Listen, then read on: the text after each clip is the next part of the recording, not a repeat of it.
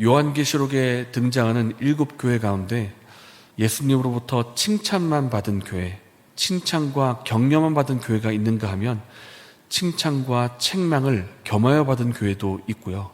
그리고 반면에 예수님으로부터 책망만 받은 교회도 있습니다. 오늘 본문에 나오는 마지막 7번째 교회인 라오디게아 교회입니다.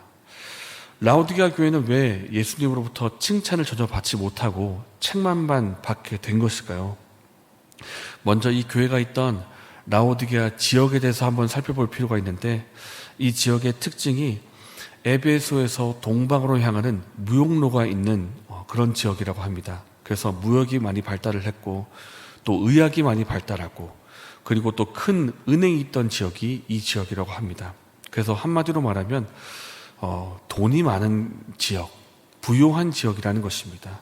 무역이 발달하고 의학이 발달하고 은행이 발달했기 때문에 돈이 많은 지역이고 물질적으로 재정적으로 풍족한 지역이 이 지역이라고 할 수가 있습니다.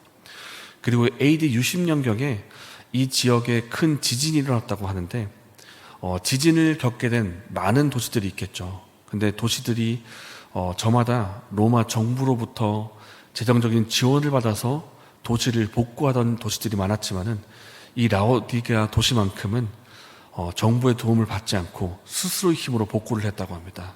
그만큼 재정적으로 튼튼하고 부유한 지역이 이 지역이었다는 것입니다. 이렇게 물질적으로 풍요로운 지역에 교회가 세워지다 보니까 이 교회 교인들도 상대적으로 다른 도시에 있는 교회들보다는 물질적으로 풍요로운 삶을 살았던 것으로 보입니다. 그러다 보니까 이 교인들 마음속에 이런 자부심과 자랑거리가 생기는 것입니다. 나는 물질적으로 풍족하다. 나는 부족함이 없다. 이런 마음에 자부심이 있는 것입니다. 그러나 이런 자부심이 있던 성도들 가운데 한 가지 놓치고 있는 것이 있었습니다. 그것은 바로 물질적인 풍요함이 아니라 영적인 풍요함입니다. 겉으로 드러나고 눈에 보이는 물질적인 풍요로움에 너무 심취하다 보니까 영적인 강건함, 영적인 풍요로움, 이런 데는 관심이 없는 삶을 살았더라는 것입니다. 그래서 예수님께서 이 부분에 대해서 직접적으로 지적을 하십니다. 17절인데요. 내가 말하기를 나는 부자라 부요하여 부족한 것이 없다 하나 내 공고한 것과 가련한 것과 가난한 것과 눈먼 것과 벌거벗은 것을 알지 못하는도다. 너희는 말하기를 나는 부자고 풍족함이 없다고 말하지만 내가 볼 때 너는 영적으로 가난한 삶을 살고 있다. 내가 보기에 너희는 물질적인 이 풍요로움에 눈이 멀어가지고 너희가 영적으로 벌거벗은 상태에 있다는 것을 너희가 스스로 알지 못한다. 내가 지금 이것을 말하니까 깨달으라. 이렇게 말씀하고 있다는 것입니다. 이것을 볼 때 물질에 대한 태도를 분명히 할 필요가 있습니다. 사실 우리가 살아가는데 꼭 필요한 것이 돈이고 물질이고 재정일 텐데, 그러나 이 필요한 것이 분명하지만은 이 물질적인 풍요가 혹은 물질적인 필요가 우리의 눈을 가리고 있다면 이것이 오히려 우리에게 해가 될 수 있다는 것을 우리가 기억하기를 원합니다. 예수님께서 일찍이 말씀하셨습니다. 하나님과 재물을 겸하여 섬기지 못한다. 그렇게 말씀하셨습니다. 물질은 하나님을 섬기고 또 이웃과 세상을 섬기는 그런 도구의 위치에 있어야 되지, 이것이 하나님의 자리를 꿰차서는 안 된다는 것입니다. 우리가 분명히 기억하고 하나님을 신실하게 섬기는 저 여러분 되시기를 예수님의 이름으로 축복합니다. 이것이 예수님이 하신 첫 번째 책망이고요. 두 번째 책망을 보겠습니다. 그것은 너희의 신앙이 미지근한 상태에 있다는 것입니다. 함께 15절의 말씀을 읽겠습니다. 내가 내 행위를 아노니 내가 차지도 아니하고 뜨겁지도 아니하도다. 내가 차든지 뜨겁든지 하기를 원하노라. 라오디게아 지역의 특징 가운데 또 한 가지가 있는데 그것은 바로 주변에 온천수가 있다는 것입니다. 온천수가 있어서 이 온천수를 이용해서 뜨거운 물을 사용한 지역이라고 하는데, 그런데 이 온천수가 처음에 흘러들어올 때는 정말 뜨거운 물로 이렇게 흘러들어오지만 중간에 냉수를 만나면서 미지근해지는 것입니다. 이 미진한 상태를 두고 비유를 통해서 예수님께서 말씀하시는 것입니다. 너희가 마치 이 미지근한 물과도 같다. 이것은 조금 전에 보았던 이 물질의 태도와도 연관이 있는 것인데, 물질의 태도에 더 나아가서 세상을 향한 태도를 분명히 하라, 이렇게 말씀하시는 것입니다. 내가 너희를 보니까 세상을 향한 태도가 어정쩡하다는 것입니다.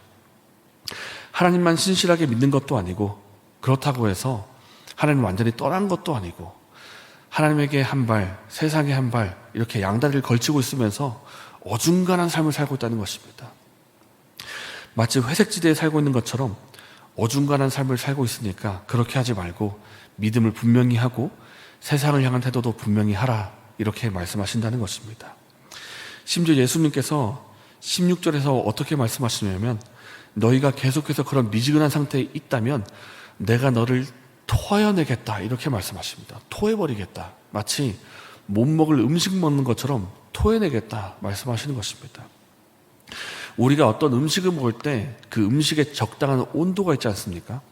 우리가 찌개나 탕을 먹을 때는 그 온도가 뜨거워야 됩니다. 아주 따끈하게 먹어야 맛있는 것이 탕인데, 만약에 이 탕과 찌개가 미지근하게 식어 있다면 그것이 맛이 있을까요?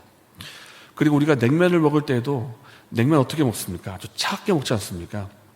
얼음을 동동 띄워서 먹을 만큼 차갑게 먹는데, 이것이 아주 식어져 버려가지고 미지근한 상태에 있다.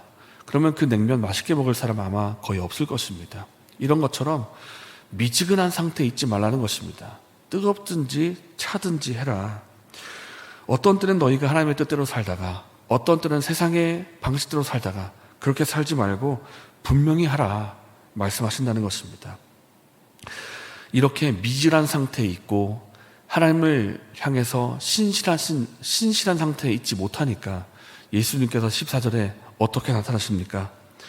아멘이시오, 충성되고 참된 증인이시오, 하나님의 창조의 근본 되신 이, 그러니까 아멘이시고 충성되신 분, 이 충성되다는 말은 신실하다라고 지난주에 살펴보았습니다. 신실하신 분으로 예수님께서 등장하십니다. 예수님께서 이렇게 신실하신 것처럼 너희도 신실한 삶을 살고 세상을 향한 태도, 하나님을 향한 태도를 분명히 하라, 이렇게 말씀하시고 있다는 것입니다. 우리가 예수님을 닮아서 아멘으로 살기 원하고 하나님 앞에 신실한 삶을 살기를 원합니다. 혹 우리 마음속에 세상을 향해 마음이 쏟아져 있다면, 부어져 있다면 우리가 열심을 내고 회개하기를 원합니다. 그래서 주님 앞에서 신실한 삶을 살아가는 은혜가 저희 여러분에게 있기를 예수님의 이름으로 축복합니다. 이 시간 말씀을 생각하면서 이렇게 기도하겠습니다. 우리가 세상에 대한, 그리고 물질에 대한 태도를 분명히 할 수 있도록 도와주시옵소서. 눈에 보이고 겉으로 드러난다고 해서 마음을 빼앗기지 않게 해주시고, 이 물질과 재정을 하나님을 위한 도구로, 통로로 사용되게 하여 주시옵소서. 하나님 앞에서 신실한 삶을 살게 해 주시옵소서. 이렇게 기도하시고 개인적인 제목으로 기도하신 후에 자유롭게 돌아가시겠습니다.